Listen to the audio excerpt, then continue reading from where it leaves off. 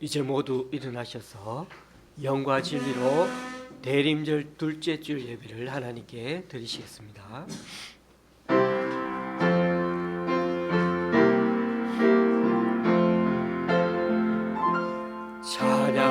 찬양하라 내 영혼아, 찬양하라 내 영혼아, 내 속에 있는 것들아 다 찬양하라. 경배하라 경배하라 내 영혼아, 경배하라 내 영혼아, 내 속에 있는 것들아 다 경배하라. 감사하라 감사하라 내 영혼아, 감사하라 내 영혼아, 내 속에 있는 것들아 다 감사하라.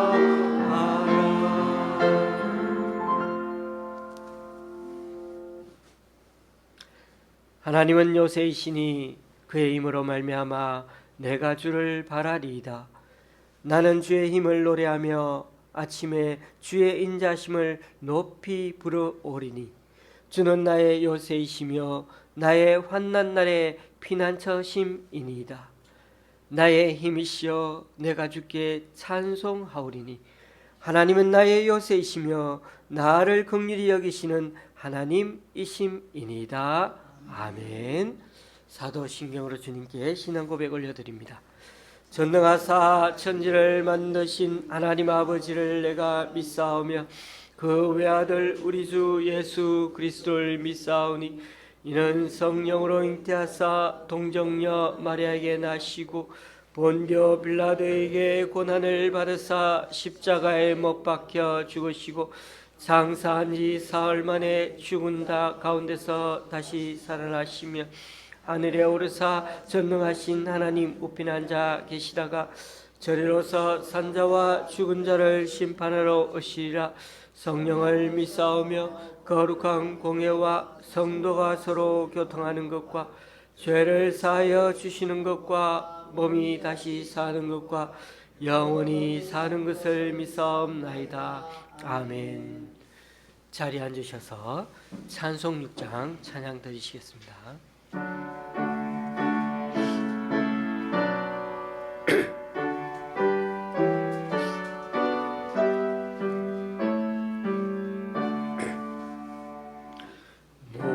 목소리 높여서 주 찬양하여라.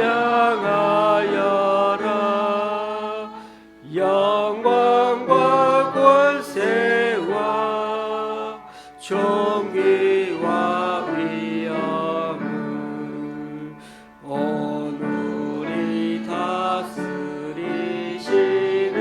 마당의 왕께 돌려라.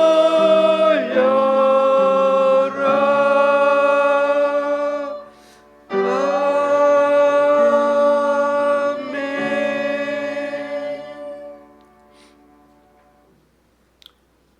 성경책 뒷면에 있는 교동문 116번을 다 함께 교독하시겠습니다. 교동문 116번입니다.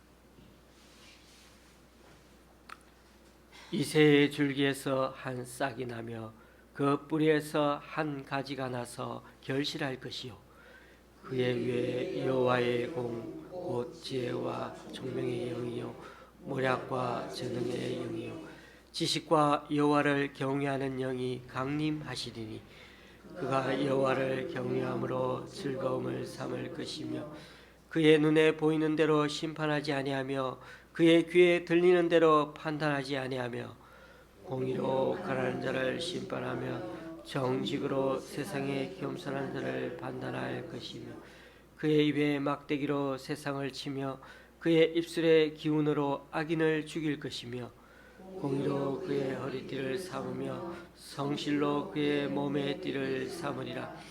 그때 이리가 어린 양과 함께 살며 표범이 어린 염소와 함께 누우며 송아지와 어린 사자와 살찐 짐승이 함께 있어 어린 아이에게 끌리며 암소와 곰이 함께 먹으며 그것들의 새끼가 함께 엎드리며 사자가 소처럼 풀을 먹을 것이며 젖먹는 아이가 독사의 구멍에서 장난하며 젖된 어린아이가 독사의 굴에 손을 넣을 것이라. 내 거룩한 산 모든 곳에서 해됨도 없고 상함도 없을 것이니 이는 물이 바다를 덮음같이 여호와를 아는 지식이 세상에 충만할 것임이니라. 그날에 이새의 뿌리에서 한 싹이 나서 만민의 기치로 설 것이며 너희 그에게로 돌아오리니 그가 구한 것이 영화로우리라. 아멘. 찬송가 109장입니다.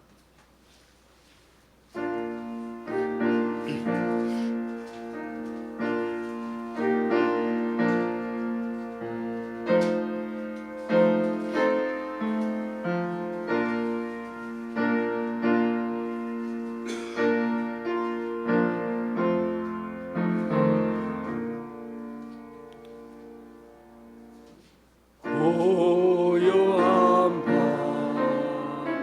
거룩한 밤 어둠에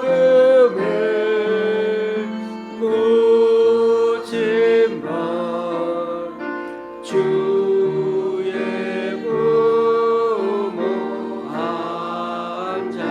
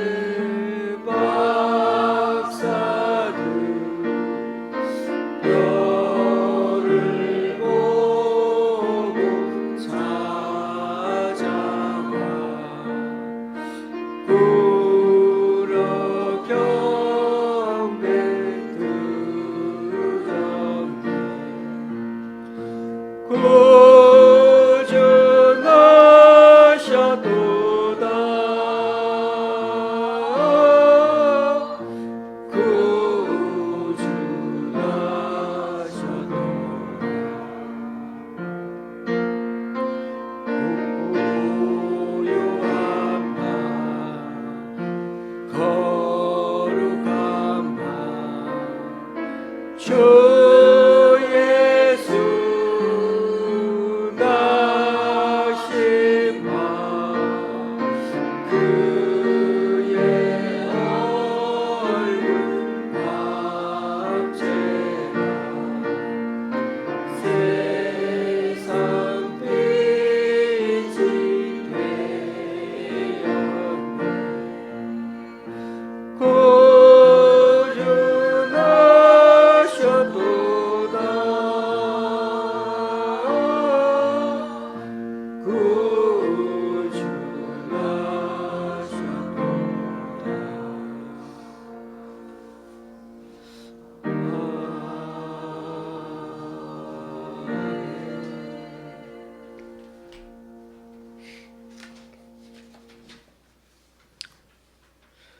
이 시간에는 주보 이면에 있는 함께 기도문을 같이 읽으면서 우리 주님 앞에 기도로 나아가기 원합니다. 한 달에 한 번씩 저희 교회는 대표기도 시간에 함께 기도문을 읽으면서 중보기도 합니다.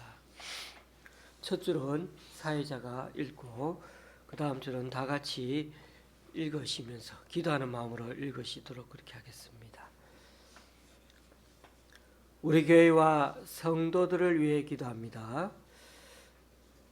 아직도 펼쳐내지 못한 코로나 바이러스, 또 우크라이나와 팔레스타인 전쟁, 거기다 손 쓸 수 없을 정도로 심각해지고 있는 생태계 파괴와 오염 앞에서 또다시 주님의 은혜를 붙들고 올해를 살고자 합니다. 이를 위해 내가 속한 직장과 생활전선, 가정과 학교 등에서 어떻게 하나님의 자녀답게 살아갈 건지 늘 되물으며 사는 우리 되게 하소서. 우리가 주님 나라 위에 애쓸 때마다 건강과 물질, 가정과 자녀, 인간관계 등 필요한 복으로 채워주셔서 올해 마지막 달에도 은사와 달란트를 잘 발휘하면서 성실하게 살아가는 주의 자녀가 되게 하여 주소서. 우리나라의 사기 범죄와 청소년 도박을 위해 기도합니다. 지난 5년간 한국에서 발생한 사기 범죄 피해 규모가 126조 원에 이르는 것으로 연합뉴스가 보도했습니다. 개인 이기주의가 심화되면서 타인을 속여 재물을 취하는 범죄가 대규모로 발생하는 한국을 불쌍히 여기사 하나님이 미워하는 일에서 돌이키게 하소서. 타인의 어려움은 뒤려한 채 거짓으로 악하게 이득을 취하는 자들에게 살아계신 하나님의 진노가 기다리고 있음을 알고 양심의 두려움을 느껴 악행을 그치게 하소서. 또한 온라인 불법 도박이 청소년까지 파고들고 있습니다. 지난해 기준 청소년 4명 중 1명은 돈 내기 게임 경험이 있다고 답했고 청소년 도박 실태 조사에서 청소년 도박 위험군은 이미 28,000명을 넘어선 걸로 나타났습니다. 인터넷 사용이 일상화되어 버린 10대들 환경이기에 온라인 도박에 빠진 청소년이 3만 명에 달하고 사채까지 손을 대는 일도 생기고 있습니다. 이 시대의 청소년들이 꿈을 향해 열심히 달려가야 할 시기에 도박에 빠져 인생을 소망하는 슬픈 현실에서 청소년들이 자신의 인생을 갉아먹는 도박에만 빠져있지 말고 인생의 진정한 행복을 찾아 바른 미래를 준비하는 자들로 서게 하여 주소서. 이스라엘과 가자 지구를 위해 기도합니다. 이스라엘과 하마스의 전쟁으로 가자 지구에서만 어린이 사망자가 5,300명 이상 발생했는데 이는 전체 사망자의 40%를 차지한다고 합니다. 하마스에는 이스라엘 인질들이 인간방패의 볼모로 붙잡혀 있고 이스라엘은 하마스 격퇴를 목표로 격렬하게 가자 시내를 몰아붙이고 있습니다. 정치적 분쟁으로 어린 생명을 사망과 저주로 끌고 가는 사탄의 관계를 파시고 하루속히 전쟁이 그치도록 미국과 유럽, 중동 국가들이 나설 수 있도록 분위기를 조성하여 주소서. 미국의 마약 퇴치를 위해 기도합니다. 요즘 펜타닐의 유행은 미국 사회를 무너뜨리고 있는데 자살이나 교통사고보다 더 많은 인원이 펜타닐 과다 복용으로 사망하고 있어서 정부 당국조차 손 쓸 틈도 없이 빠르게 확산되고 있습니다. 펜타닐은 헤로인보다 50배 더 강력한 마약성 진통제의 일종인데 가격이 저렴해 미국 곳곳에서 빠르게 확산되는 중이며 최근 들어 펜타닐을 흥분제와 섞어서 복용하는 4차 유행 확산으로 사망자가 급증하고 있습니다. 미래에 대한 희망과 현실에 대한 만족이 없어 펜타닐에 의존할 수밖에 없는 미국 상황을 주께서 아시오니 미국 사회의 경제가 건실해지고 복음이 견고해져 이들이 헛된 길에서 벗어날 수 있게 하여 주소서. 중남미 국가 IT의 정치적 안정을 위해 기도합니다. 세계 최빈국 중에 하나인 IT가 자국의 치안 유지를 위해 유엔 차원의 다목적 군 파견을 요청한 지 1년 만에 유엔 안전보장이사회는 케냐 주도로 다국적 무작 경찰을 파견하는 안건을 승인했습니다. 유엔에 따르면 제한 불만 상태를 겪고 있는 IT에서 올해만 무려 3,000명 이상이 살해, 1,000명 이상이 납치되었다고 합니다. 또한 1,140만 명의 인구 중 절반 이상이 식량 위기를 겪고 있고 갱단, 폭력 등으로 집을 잃고 쫓겨난 사람만 해도 20만 명이 넘어섰다고 합니다. 이번에 파견된 유엔 주도의 케냐 경찰이 불안한 IT의 치안 상황에 잘 대처하여 공항이나 항구, 학교, 병원 등 주요 인프라를 보호하고 IT 경찰과 함께 표적 작전을 잘 수행하여 앞으로 경제 발전과 사회 질서의 안정을 되찾아 갈 수 있게 하여 주소서. 이 시간 우리 자신의 기도 제목과 또 오늘 예배를 위해서 잠시 각자 기도하시겠습니다. 하나님 아버지 우리 주님 감사합니다.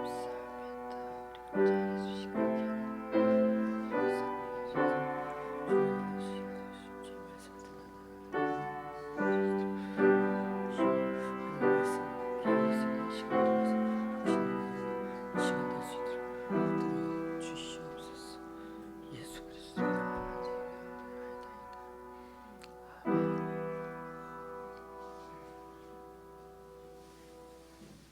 예수님의 이름으로 기도드리옵나이다.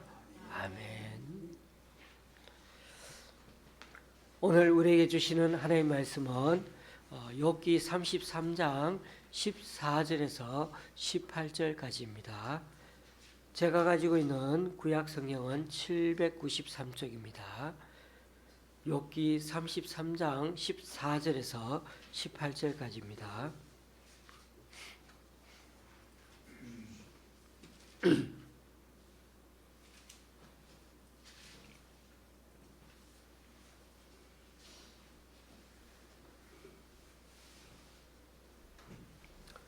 교도가실 때 마지막 절은 같이 읽도록 하시겠습니다.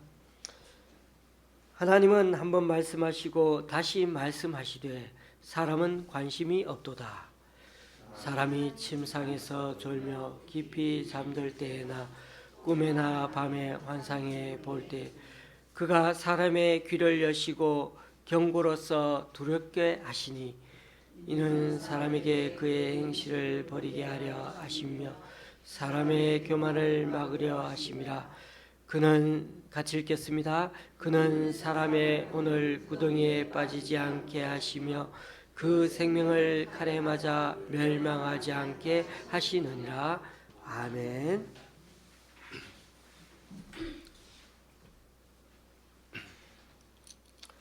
제가 함께 기도문을 읽을 때 처음에 기도하는 시간을 갖지 않아서 빠뜨렸습니다. 우리는 욥이란 사람에 대해 많이 지금 배우고 있는 중입니다. 욥은 아주 의인이고 하나님을 잘 믿는, 그래서 하나님 말씀대로 순종하며 살아온 족장시대의 멋있는 신앙인 같습니다. 그런데 지금 우리가 욥기를 계속 공부하고 느끼게 되는 것은 그 사람도 그도 고난을 당하니까 곤조도 있는 것 같고, 그리고 하나님께 막 원망, 반항도 하는 것 같이 보입니다.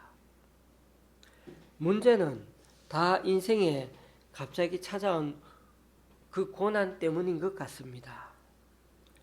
욥의 세 친구들은 욥이 겪는 그 고통을 다 자기 죄값, 네 죄값 때문에 받는 거라고 그렇게 보고 있습니다. 하나님이 욥에게 내리신 죄에 대한 하나님의 징벌로 그렇게 해석한다는 것입니다. 잘못해서 벌받고 그렇게 징계받는다고 생각한다는 것입니다. 이 고난이 닥쳐오기 전까지만 해도 어쩌면 욥의 생각도 이 세 친구들과 결코 다르지 않았을 것입니다. 자기가 아니고 다른 사람이 그런 고통에 처했다면 아마 세 친구들처럼 그렇게 욥도 생각했을 것입니다. 하지만 고난을 직접 당해보면서 그를 전혀 다른 세계 앞에 이 고난이 욥을 세워놓았던 것입니다. 이전까지 그렇게 아름답던 세상이 갑자기 늘 아름답게만 보인 것이 아니라 이렇게 힘들고 어려운 세상이구나 하는 것도 느끼게 되는 것이고, 지금까지는 모든 게 다 아름답게만 보이고 감사할 것만 보였는데 지금은 자신에게 당하는 일들로 인해서 부당하다, 너무 외롭다, 너무 힘들다 그렇게 생각하는 것들도 많다는 것입니다. 그가 믿어왔던 정의가 이게 아닌데 하는 생각도 들게 되는 것입니다.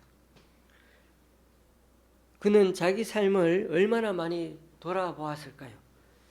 내게 왜 이런 고통이, 왜 이런 힘든 일들이 생겼을까? 자기가 보기에도 지금까지 열심히 살아왔는데 하나님 앞에서 흠없이 살려고 그렇게 애썼고 어려움을 겪는 이들을 돌보면서 그렇게 최선을 다하며 살아오지 않았습니까? 하나님 앞에서 아주 떳떳하게 언제나 의롭다고 말할 수는 없어도 그래도 마음으로 몸으로 늘 죄를 짓지 않으려고 애썼다라고 그렇게 욥은 자부할 수가 있었습니다. 하지만 쓰나미처럼 예고도 없이 훅 찾아오고 한순간에 다가온 그 지금의 고난 때문에 그의 삶의 모든 것을 다 휩쓸어 가버리고 말았던 것입니다.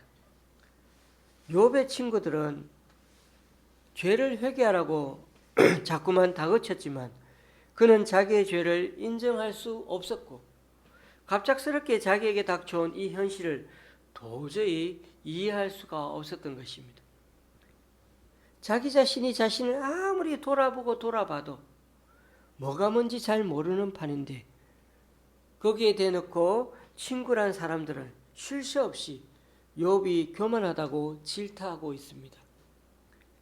지금 겪는 이 고난의 현실이야말로 네 죄를 적나라하게 있는 그대로 고발하고 있는데 그런데도 욥 너는 그것을 인정하지 않고 있구나 그러는 것입니다. 교우님들, 이 욥이 당한 현실을 우리가 겪게 된다면 참으로 무섭지 않겠습니까? 아무 이유도 모르고 갑자기 들이닥치는 현실이라면 저와 여러분은 이런 논리를 우리 현실에 어떻게, 이런 상황을 우리 현실에 어떻게 적용할 수가 있겠습니까?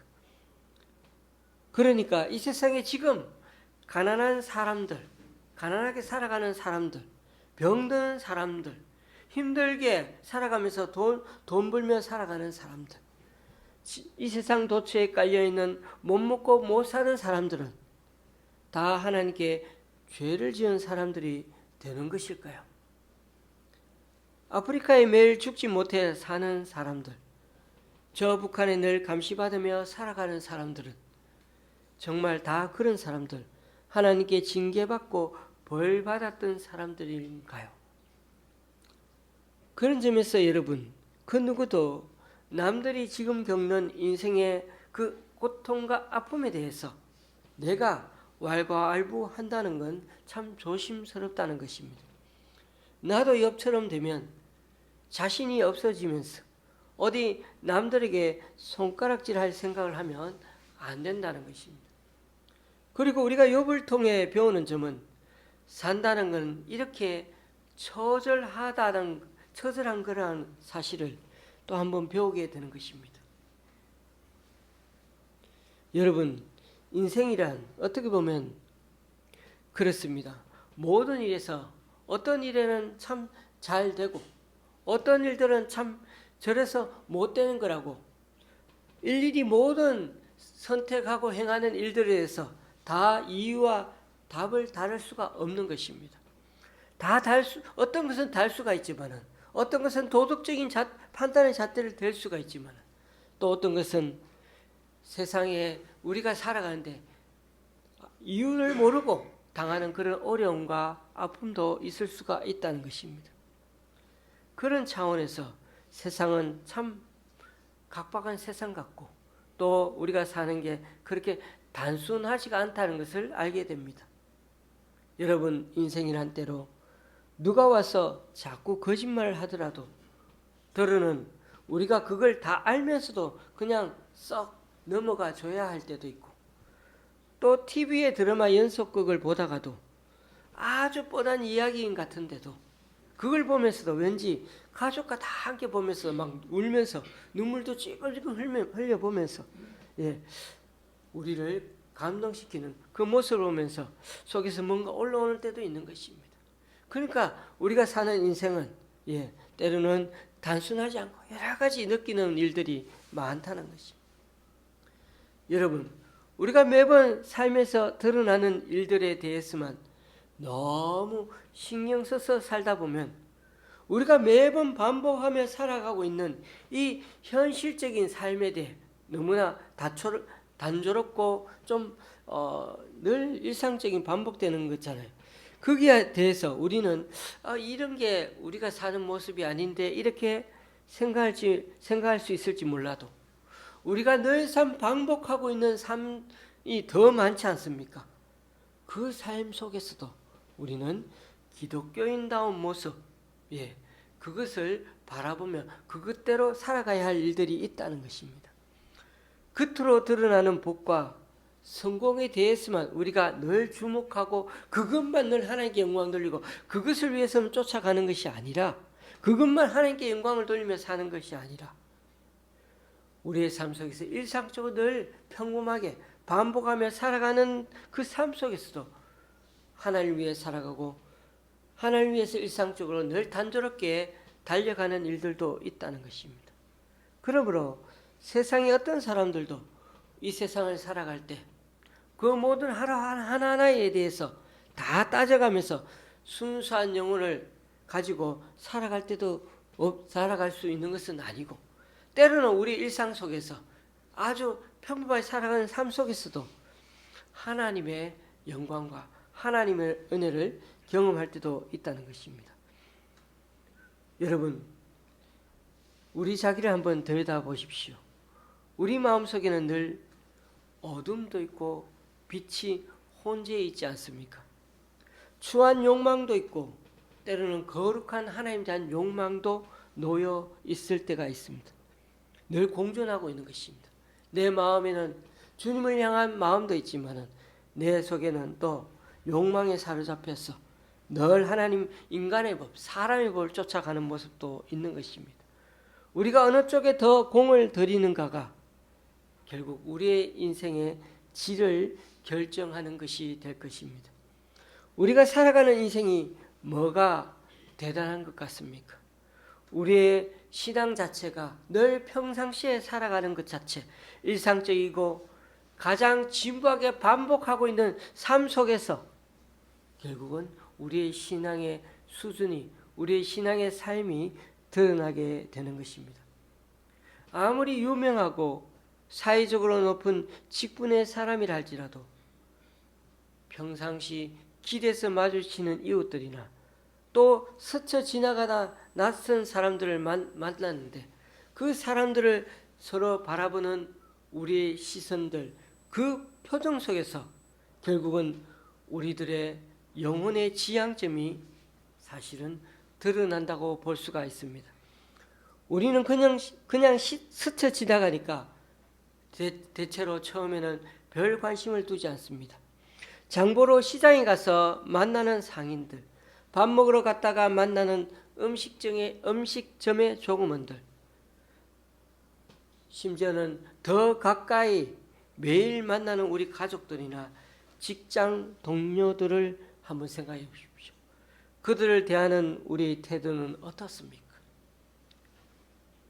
늘상 만나고 늘상 그냥 지나치고 하기 때문에 별로 기대도 안 하고 나도 모르게 그냥 아무렇게나 말하고 아무렇게나 대하고 있지는 않습니까? 그런데 여러분, 지금 우리가 몸부쳐 살고 있는 이 땅에 대한 지금 우리의 태도야말로 가장 중요한 것입니다. 우리가 지금 일상에서 매일 진부하게 아주 오랫동안 해오고 있는 그 일상적인 행동들이 바로 하나님 보시기에 우리의 현재 신앙이고 우리들의 현재 수준인 것입니다.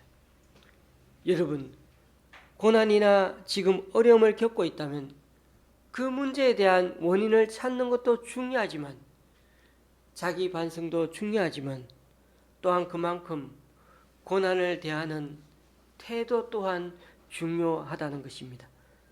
그 누구든 고통, 고난을 당하면 사람은 다 달라지게 마련인 것입니다. 지금 겪는 이 아픔과 고통을 당하더라도 어떻게든 주님에 대한 그 마음만은 우리는 잃지 않아야 할 것입니다. 하나님에 대한 원망이 생기는 것, 때로는 어쩔 수 없고 당연한 것 같습니다. 그러나 기억해야 할 것은 하나님을 피하려 들지 말고 욥처럼 그럴수록 하나님을 향해 따지기도 하고 부르짖기도 하고 더 하나님을 향하여 바라보는 것을 멈추지 말아야 한다는 것입니다. 욥이 얼마나 점잖은 사람이었습니까? 당대의 의인이었고 그가 사는 지역에서 존경받는 아주 유명한 지방 유지였습니다. 그러나 사람이 고난을 겪게 되면 그렇게 점잖은 사람도 달라지게 되는 법입니다. 그러면서 그 사람은 자신이 경험하지 못했던 부분들을 많이 그렇게 경험하게 되면 지금까지 살아온 것에 대해 점점 그렇게 달라지게 되고 또 뭔가 새로운 것들을 느끼게 되는 법입니다. 남자들은 군대에 갔다 오면 참 많이 달라집니다. 어떤 면에서는 짧은 시기를 통해 인생의 거친 면에 대해서 많이 접하게 되니까 좀 더 새롭게 느껴지고 경험하는 부분들이 많아지게 되는 것입니다. 여성들은 어떻습니까?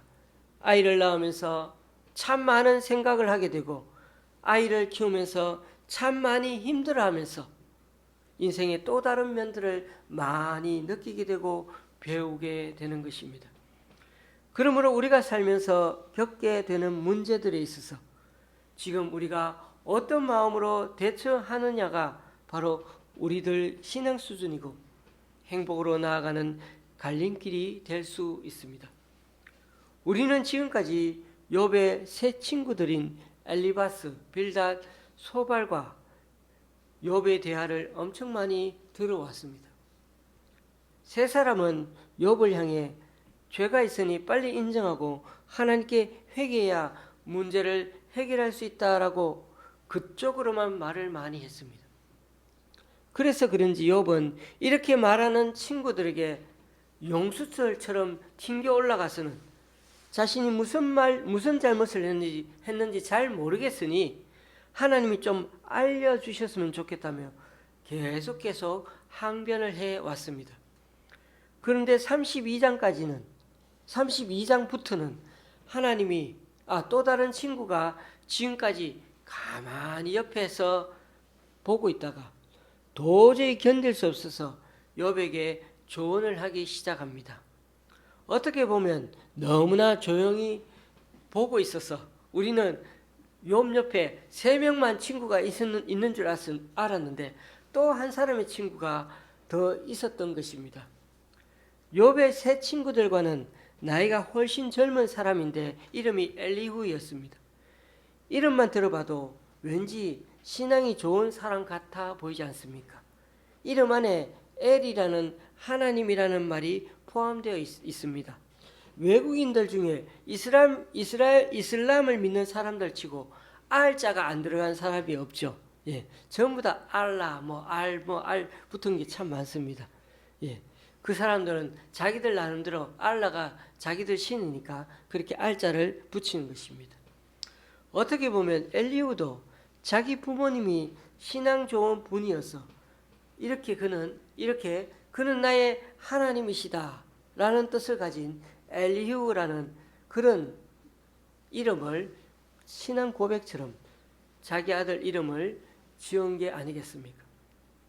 그런데 엘리후가 이제 대화에 나서서는 욥에게 참지 못하고 말하는 내용을 한번 들어보면 이전에 말하던 그 세 명의 친구와 비슷한 얘기를 합니다.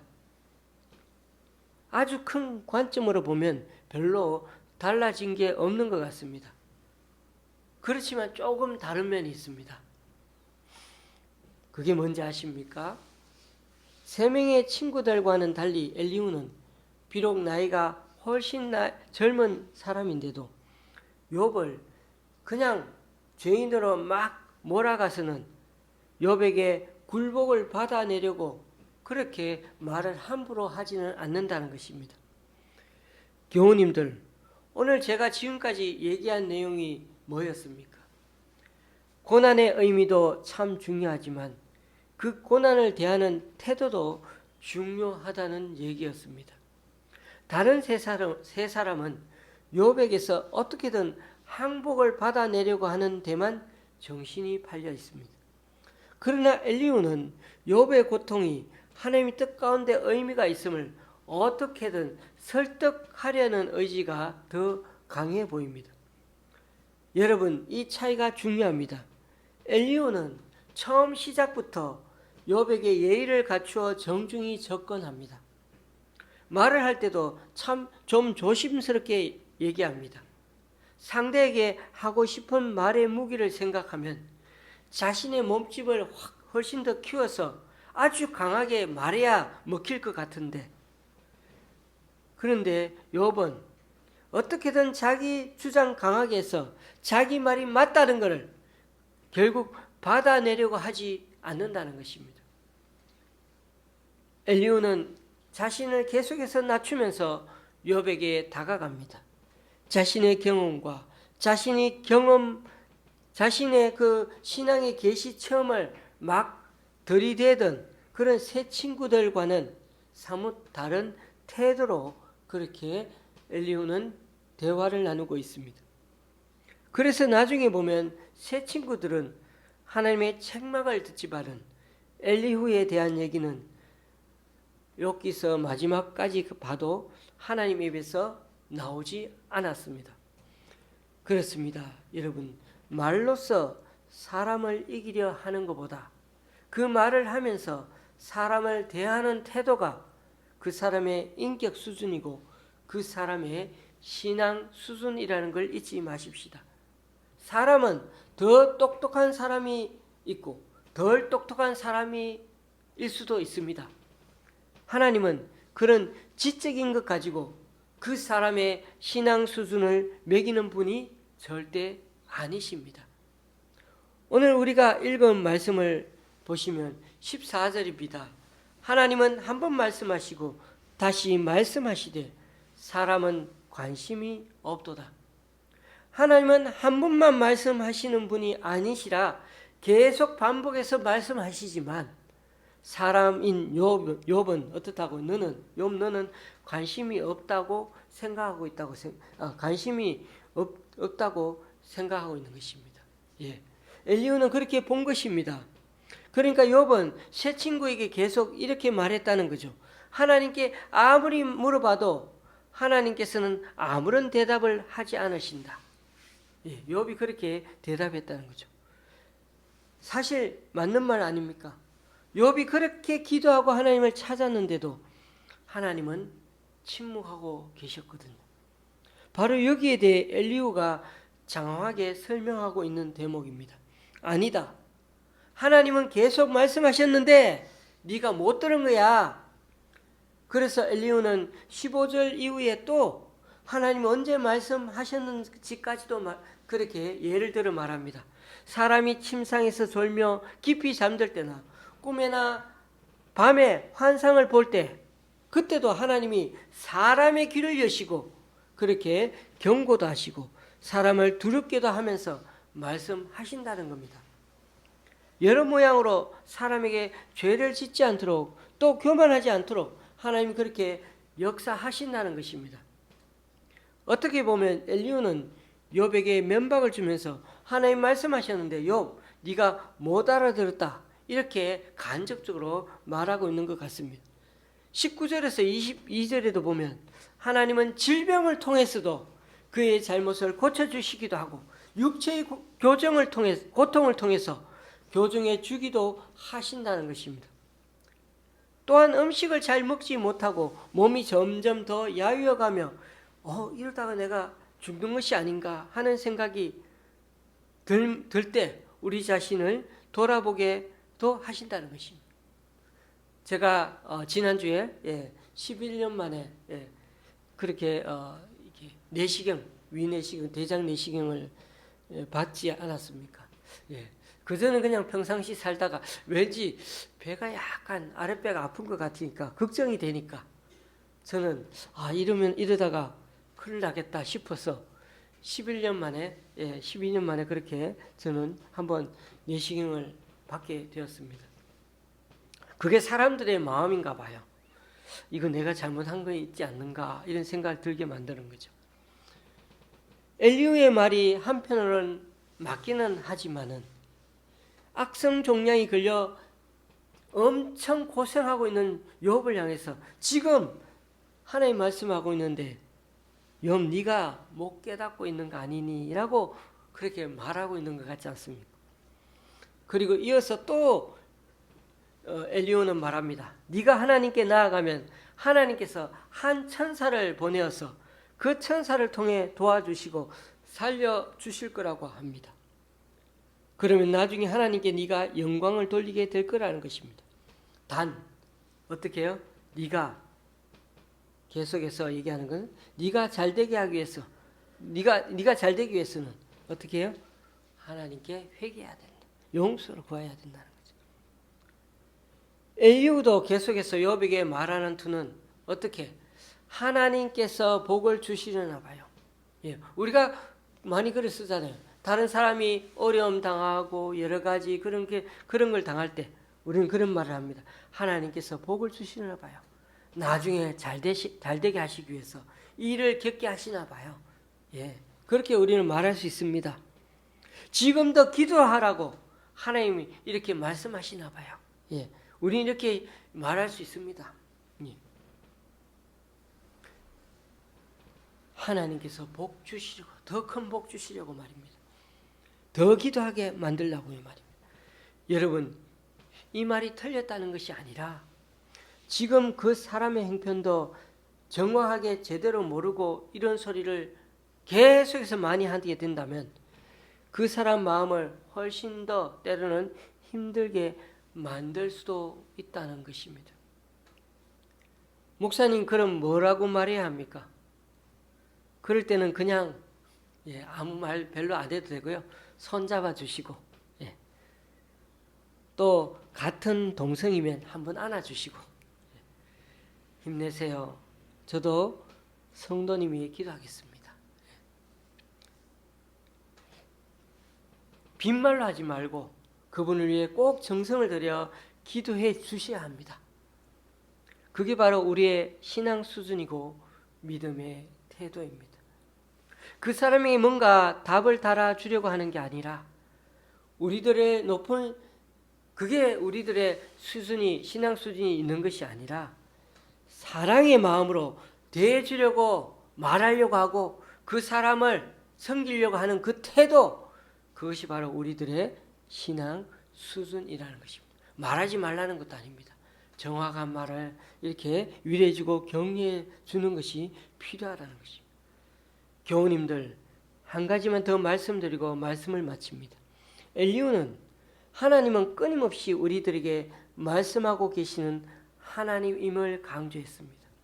그래서 꿈에서든지 천사를 보내든지 어떤 환경으로 말씀하시든지 또 우리 주변에 인격적인 어떤 사람이든지 여러 모양으로 우리에게 그런 여러 가지 상태를 통해 여건을 통해 모양으로 우리에게 말씀하신다는 것입니다.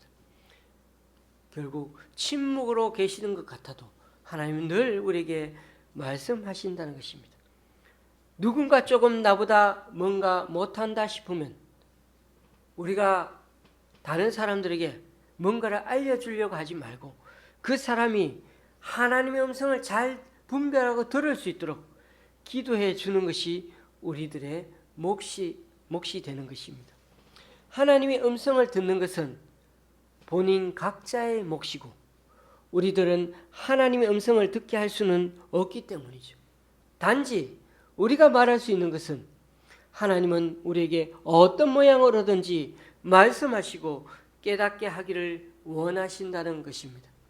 그래서 엘리후의 말처럼 하나님이 사람의 귀를 여시고는 말씀하신다는 말이 오늘 본문에서 참으로 신선하고 마음에 와 닿는 것입니다. 특별히 마지막 시대를 살아가는 저와 여러분의 같은 경우 우리는 요한계시록에서 7교회에 편지를 쓰면서 이렇게 써놓은 문구가 우리 눈을 사로잡지 않습니까? 귀 있는 자는 성령의 교회들에게 하시는 말씀을 들을지어다. 여러분, 하나님은 참 인격적인 분이십니다. 우리가 사는 삶은 결코 단순하지가 않지만 그러나 하나님은 그것조차를 다 아시기 때문에 참으시고 기다리시고 때로는 침묵하기도 하시면서 우리를 어떻게 다룰지를 너무나 잘 아시는 분이십니다. 그래서 우리의 귀를 통해 늘 들려주고 계시고 우리 자신 스스로가 깨닫는 순간까지 기다려 주십니다. 그런데 우리는 성급하게 선과 악을 분명하게 얘기하려 들고 아름다움과 추함에 대해 단정지어 답을 달아주려 하기 쉽습니다. 그러나 세상은 그리 간단하지가 않다고요. 선한 사람이 어려움을 겪기도 하고 악한 사람이 더 큰 소리를 치기도 하지 않습니까? 선과 악이 두부 모 가르듯이 한모 두모 가르듯이 그렇게 딱 분명하게 갈라지지 않을 때가 참 많다는 것입니다. 예수님은 그런 세상을 너무나 잘 알고 계셨던 것입니다.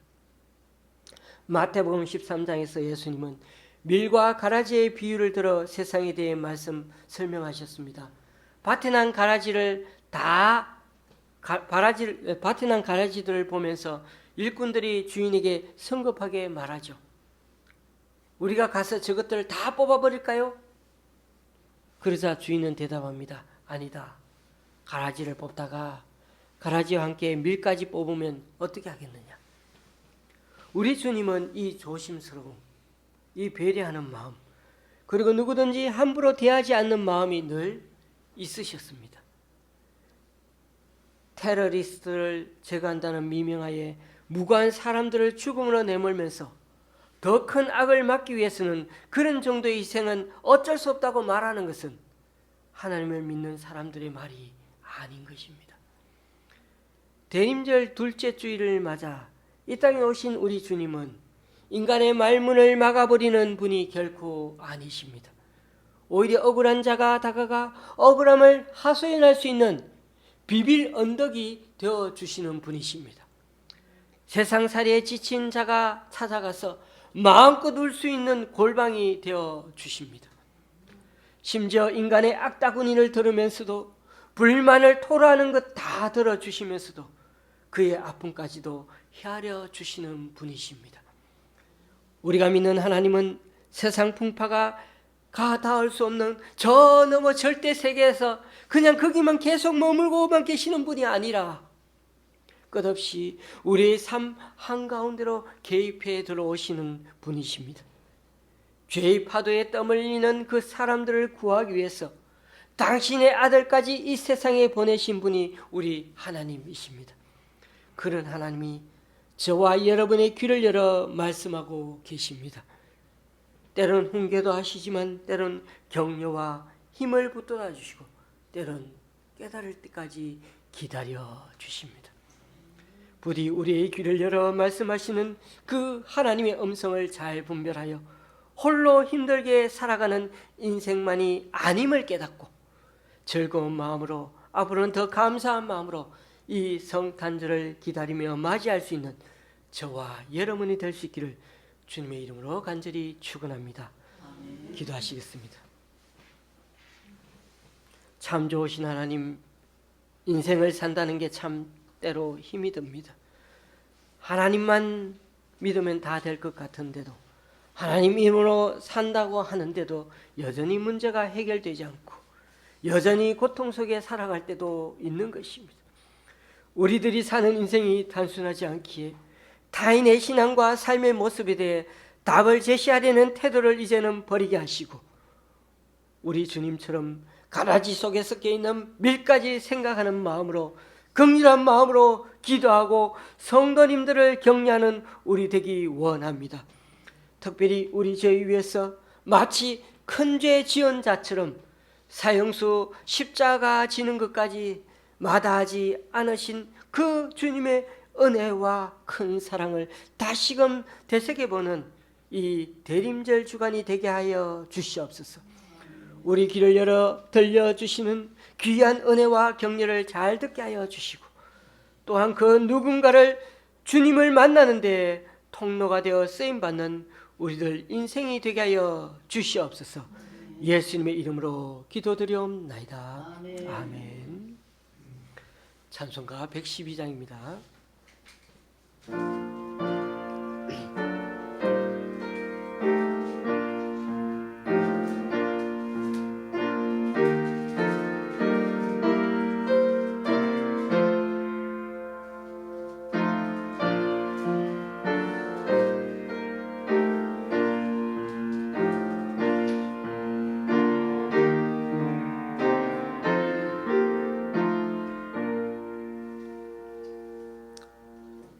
그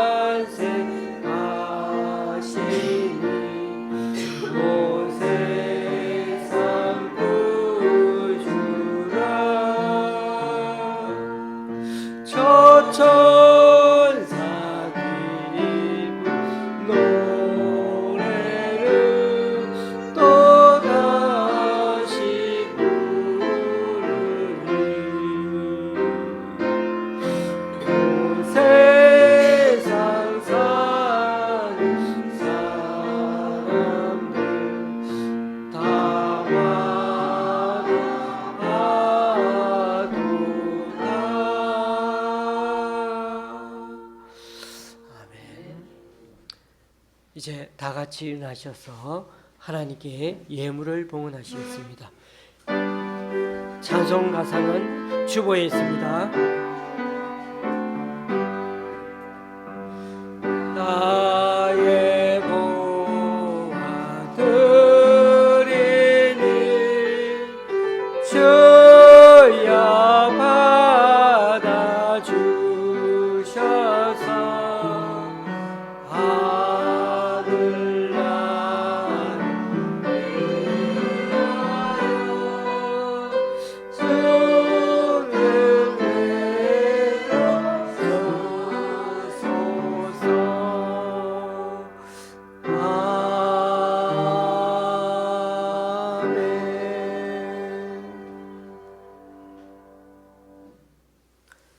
주님, 오늘 이 시간 주님 앞에 나와 각자 여러 모양으로 드린 헌금들 기뻐 받아주시고 쓰이는 곳마다 귀한 결실 맺을 수 있도록 크신 은총으로 덧입혀 주옵소서. 지난주에 우리 교회 성도님 2분의 11조와 1분의 감사 헌금과 6분의 주의 헌금을 주님께 드렸습니다. 또한 김천의 권사님이 성도님이 강동구 교회에서 그리고 장로님 가정에서 그리고 외부의 성도님이 귀한 헌금을 주님께 올려드립니다. 이분들의 헌신과 섬김 귀하게 받아주셔서 이분들을 통하여 하나님 나라가 더욱 확장되게 하여 주시옵소서. 예수님의 이름으로 봉기도 드립니다. 아멘. 앞뒤 좌우로 인사 나누시겠습니다.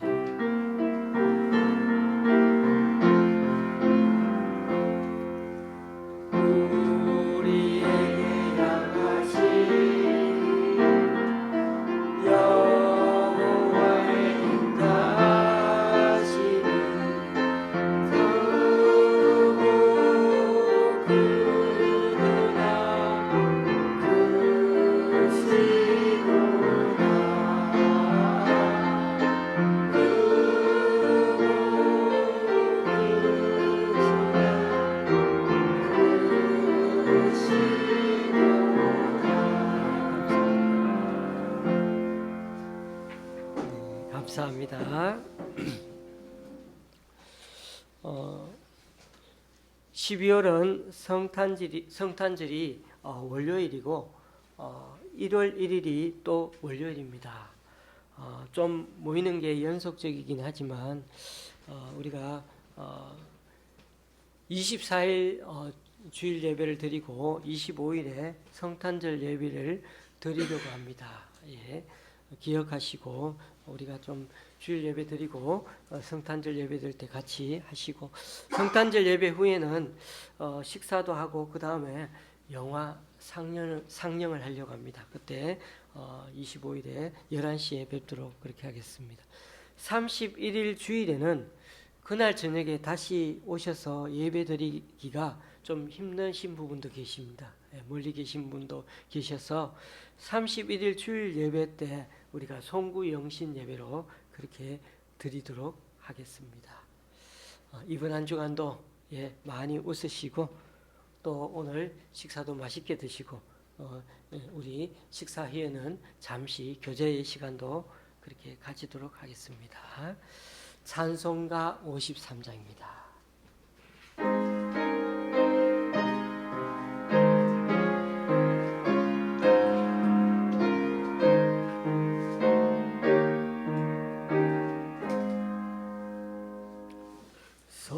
성전을 떠나가기